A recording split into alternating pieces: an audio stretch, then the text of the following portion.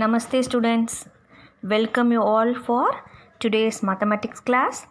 In today's mathematics class, we are going to see continuity and differentiability, right? So, in continuity and differentiability, 11th standard itself, we have learnt limits, right? So, we are going to see the limits again here. I have given a small introduction of those limits, okay? So limits LHL, RHL, everything we are going to see here. So before that, let's see what is a calculus. Okay, calculus is a branch of mathematics that studies change in two branches, that is rate of change, integration. Calculus focuses on limits, functions, derivatives, integrals and infinite series. Okay, so calculus use concepts from algebra and geometry and extends on them with limits. When algebra alone is insufficient in solving a problem, you can use calculus. Okay, so now let's see what is differential calculus. In algebra, you would have find the slope of any particular line, right? So in this calculus, you're going to find the slope of a curve. Okay, so let's see the differential calculus real world applications. It is found in fields such as economics, biology, engineering and physics, and it's also used to describe exponential growth and decay, half-lives of radioactive isotopes, population growth, change in investment over time, growth rate of tumors, rate of chemical reactions, right? So we are for whatever the disease also we are using this. So let's see now limits and continuity. Limits are used to describe functions with specific properties. The limit is the fundamental notation of calculus. The limit is the value that x approaches. You all know, right? Limit x tends to whatever the number you're getting. If it is plus x, plus 1, it's just going for plus infinity, and for minus means going for minus infinity. So let's see some basic problems with limits. You can see this problem. Evaluate limit x tends to 3, x minus 1 by x square plus 2x minus 3. So I am substituting 3 for x. So 3 minus 1, 3 square plus 2 into 3 minus 3, 2 by 12, which is equal to 1 by 6. So now limit when two factors we have.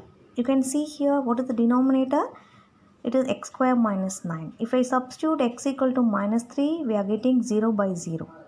So we are fractionizing the denominator x plus 3, x minus 3, and then you are cancelling this. Okay students, so you can see here 3 by x minus 3. Then you can substitute, you can find the value as minus 1 by 2. Okay, so now the next one, a limit that does not exist. You all know, if x tends to 0, 1 by x. If I substitute x equal to 0 in the denominator, it will become 1 by 0. What will happen? Yes, the limit does not exist. You can see this graph. For this, the graph of the function where the limit does not exist here. Okay, when you have a number over 0, it means the limit does not exist. Go for the next one. Approximating the value of a limit. So limit x tends to 0, sin x by x. This equation cannot be simplified with algebra. However, you can still draw a graph and look at the table of values. Okay, so you can put values for x. Then you can plot this graph. You can see the graph here. So here you can see it is approaching both sides, right? So now let's see the next one. A case when one-sided limits are needed. One-sided limit means you can see here x by mod x, right? Mod x means both positive and negative value we have. If it's x is greater than 0, you will get plus x. If x is less than 0, you will get minus x. And you can see step 1, it is x by x. Okay. Then if you simplify, you will get 1. This side you will get minus 1. Okay. The next question, a limit where two factors cancel. Here also you can see the numerator you can take. If I substitute directly, you will get 0 by 0. So we are substituting L'Hopital rule, and then numerator and denominator we are taking common terms and we are cancelling it.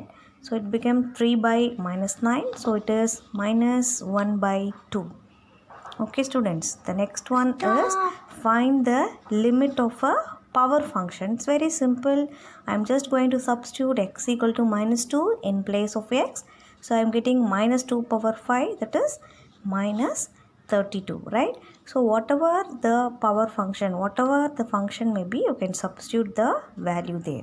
The next one is finding the limit of a rational function. Rational function means you can substitute the limit for both numerator and denominator separately, and for each term also you can give the limit separately, and you can see you are getting here 16 by 7. Okay, we are just substituting the value separately for both numerator and denominator and for each terms.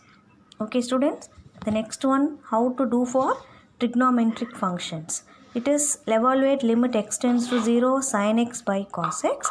So sin x by cos x means x equal to 0 by cos 0, 0 by 1. So which is equal to 0. So whatever the trigonometric, in some cases we will use the trigonometric values or trigonometric identities also we will use to find the limit.